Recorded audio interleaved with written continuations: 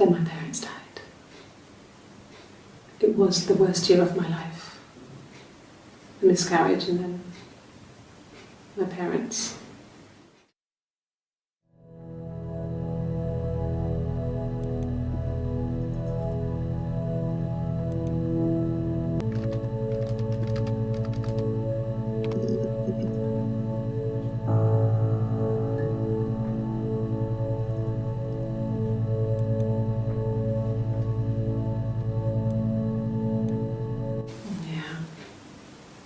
They'd gone to bed feeling ill, thinking it was flu or something.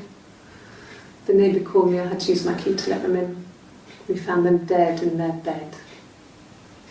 And they'd been there for days, no one had noticed. Just awful. It was so soon after my miscarriage, the worst year of my life. I'd been so happy to get married, and after that it was just like, fuck.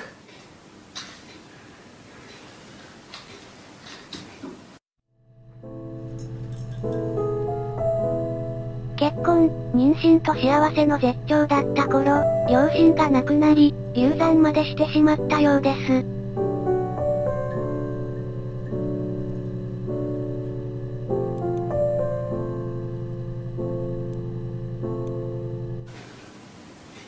Yeah. I mean, I was infertile. Thought I was. They told me I was infertile after the miscarriage because of complications.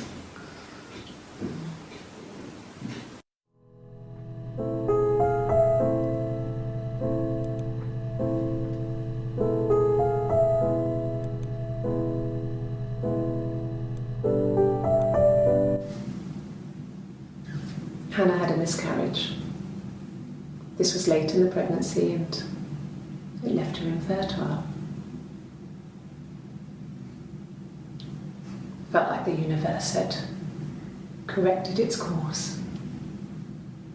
We were aligned again. But Hannah and Simon were still living with his parents. They were married. Simon had a job at the Glaziers now. Eric had given him a full-time position after he left school. And then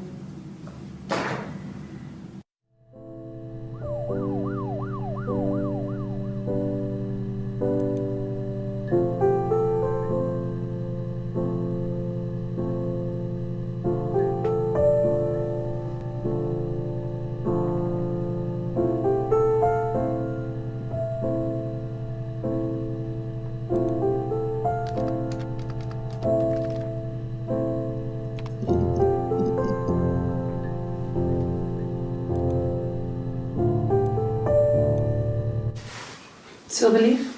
No. He normally silvers them properly. This mirror, it's supposed to look antique. The reflection isn't as good. It's the perfect mirror for someone who doesn't like to look at their own reflection.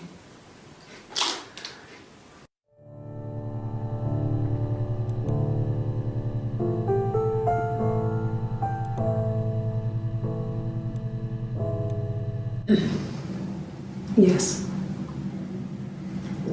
The first time we saw each other, it was strange. We both realised at the same moment, I think. We must have seen each other before, but there was this instant when we first realised it wasn't a reflection. The reflection was staring back. I think I was 5. It was my birthday. My reflection was wearing a party hat and waving. I knew what party hats were from books. And it suddenly occurred to me, today must be my birthday. I waved back and we just spent ages waving at each other and copying each other's movements.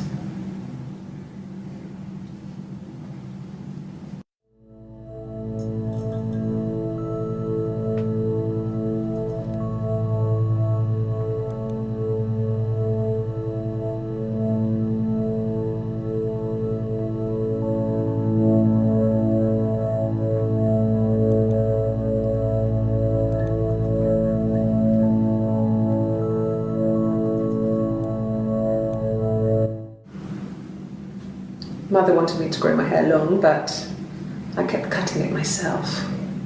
I wanted to look like my reflection. She always had short hair when she was little.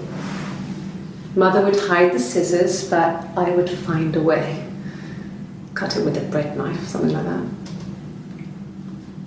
My reflection would always leave her house and go on adventures, but I never could. Mother taught me at home, and I had books and TV. Oh, TV was magical, but it was only on when it wanted to be, so I spent a lot of time reading books.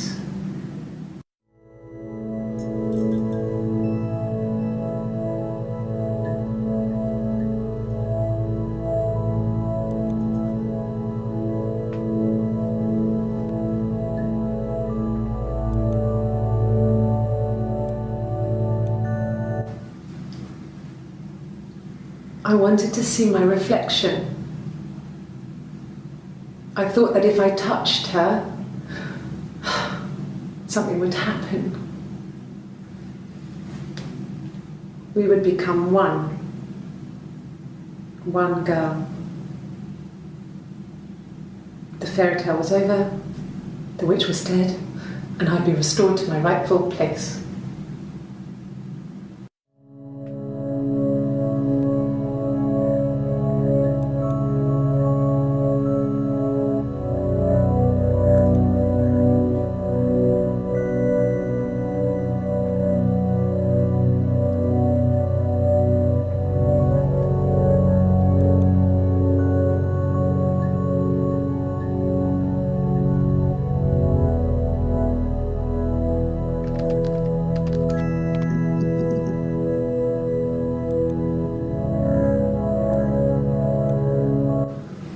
Fairy tales. Stories about lost princesses, evil witches, magical mirrors and lost children. So you see, even before I knew the truth, I'd found it in those stories.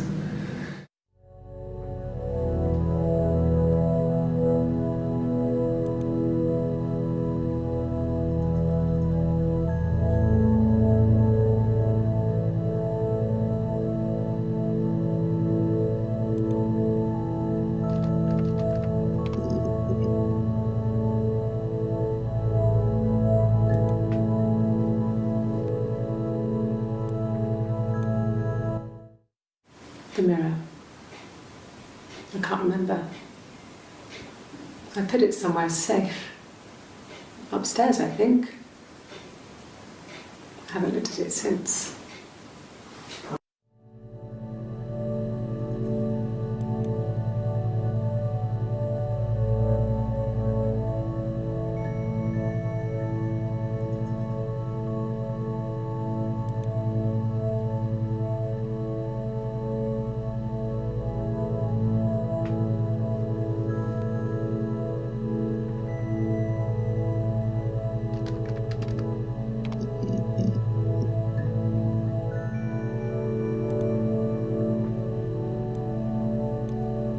No, he doesn't keep a diary. That's my thing. I've kept one, well, as long as I can remember, since I was a girl. It helps make sense of my day. And when you're forced to put something into words, it just gives you perspective. Everyone's on the same page.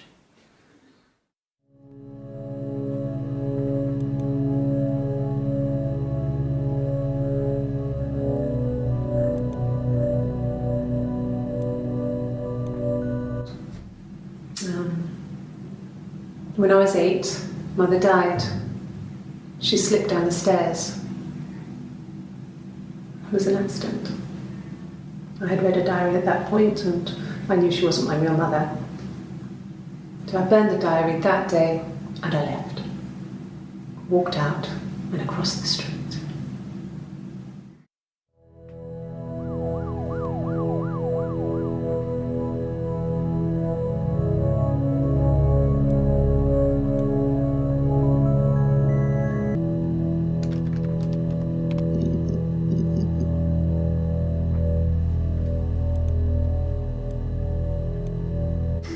Glazier's.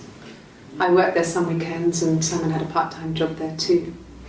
That was Eric's generosity. He was always good at helping out other people's children. Simon was quiet, more thoughtful than the other boys. Even then, he had a sense of craftsmanship. Wasn't always rushing stuff. Boys that age are just running around like headless chickens most of the time. You know? Plus he had that look.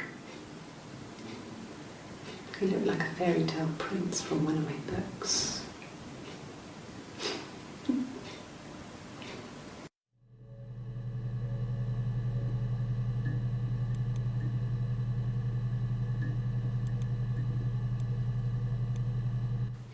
Simon never cheated on me.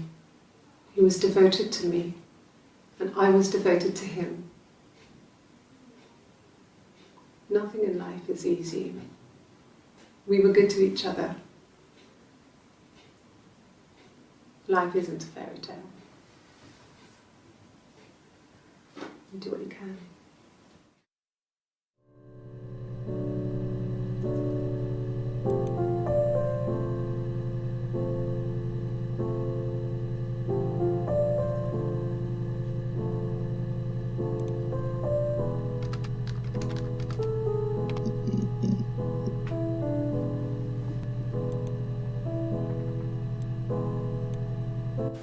So, our sex life is probably fairly average for a couple after 10 years of marriage.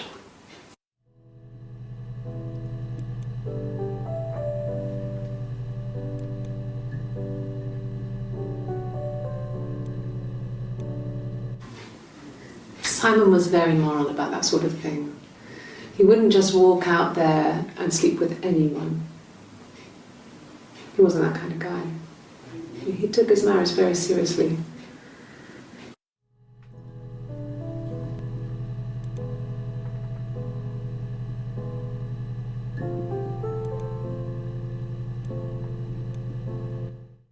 After the kiss, the next time, he took me back to the house, to our parents' house, to their house. So, it was definitely him. I sometimes think he wanted to get caught to prove to himself that we were different people. He told me about his marriage, told me how his wife was completely different to me. I almost burst out laughing.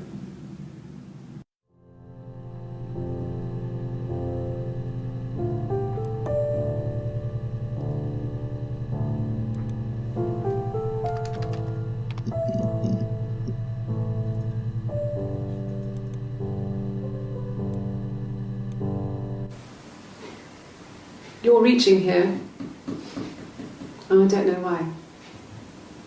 No, I've never cheated on anyone. I've never taken anything from anyone. Simon is dead. But I have my baby to care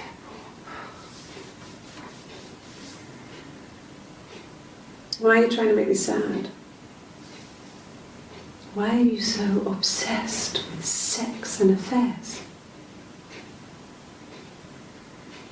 You cheated on your wife. Is this your thing?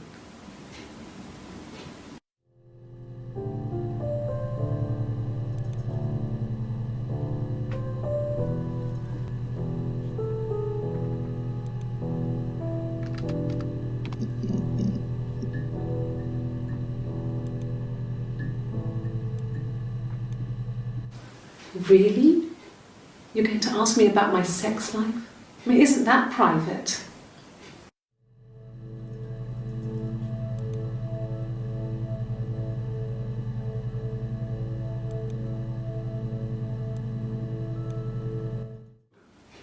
Are you married?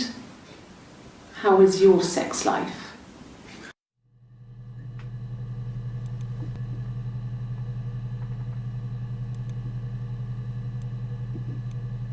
No! You're talking to the wrong person if you think I'm some kind of slut. If Do you think I'm the kind of person that would have had sex with all those guys?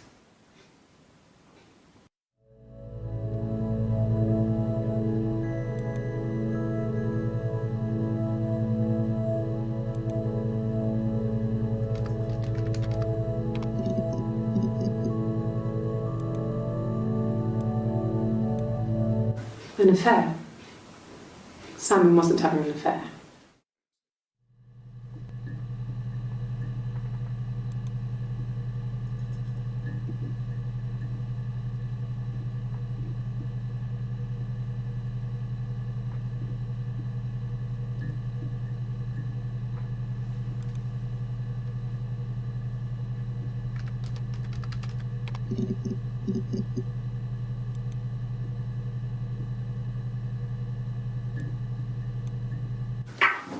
Let me see. Yes. I drove in here because I remember well I went over the river, and then there was a church there. Yeah. And I probably parked. Well, I remember seeing a street sign called Princess Street. Yeah, there it is. Yeah, so I'm pretty sure it must be this one. There.